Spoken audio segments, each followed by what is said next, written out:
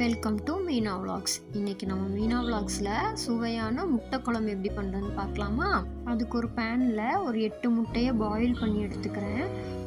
இப்போ ஒரு கடாயில் கொஞ்சம் எண்ணெய் ஊற்றி வெங்காயம், தக்காளி, பூண்டு, கருவேப்பிலை, கொஞ்சம் சோம்பு சேர்த்து நல்லா வதக்கிக்கிறேன்.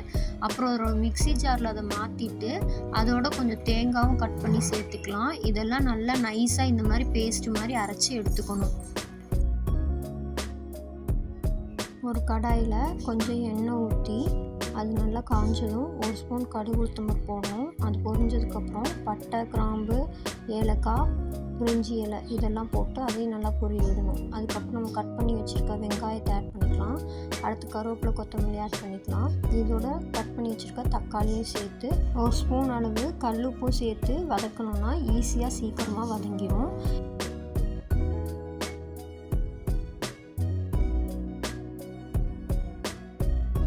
இப்போ இது இந்த அளவுக்கு வதங்கட்டும். வதங்கினதுக்கப்புறம் 1 ஸ்பூன் இஞ்சி பூண்டு பேஸ்ட்டு சேர்த்துக்கிறோம். அதையும் நல்லா வதக்கிட்டு உருளைக்கிழங்கு கட் பண்ணி வச்சுருக்கோம், அதை ஆட் பண்ணிக்கலாம். இப்போது குழம்புக்கு தேவையான மசாலா 1 குழிக்கரண்டி சேர்த்துக்கலாம். இந்த குழம்பு தூள் எப்படி ரெடி பண்ணுறதுன்ற வீடியோவை நம்மளோட சேனலில் அப்லோட் பண்ணுறேன், அதையும் நீங்கள் போய் பாருங்கள். இப்போ நம்ம அரைச்சி வச்சுருக்க அந்த மசாலா சேர்த்துக்கிறோம்.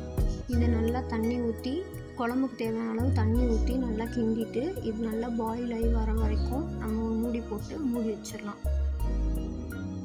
இப்போ குழம்பு இந்த அளவுக்கு கொதிச்சோடனே அதில் போட்டிருக்க உருளைக்கிழங்குலாம் வெந்துருச்சான்னு ஒரு தடவை பார்த்துக்கணும்.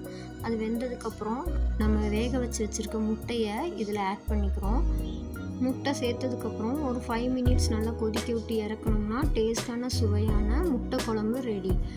இந்த முட்டை குழம்பு ஒயிட் ரைஸ்க்கு, தோசைக்கு, இட்லிக்கெலாம் சூப்பரான காம்பினேஷனாக இருக்கும். கண்டிப்பாக நீங்களும் இதை வீட்டில் ட்ரை பண்ணி பாருங்கள். உங்களுக்கு இந்த வீடியோ பிடிச்சிருந்துச்சுன்னா மீனா விலாக்ஸை லைக் பண்ணுங்கள், ஷேர் பண்ணுங்கள், சப்ஸ்கிரைப் பண்ணுங்கள்.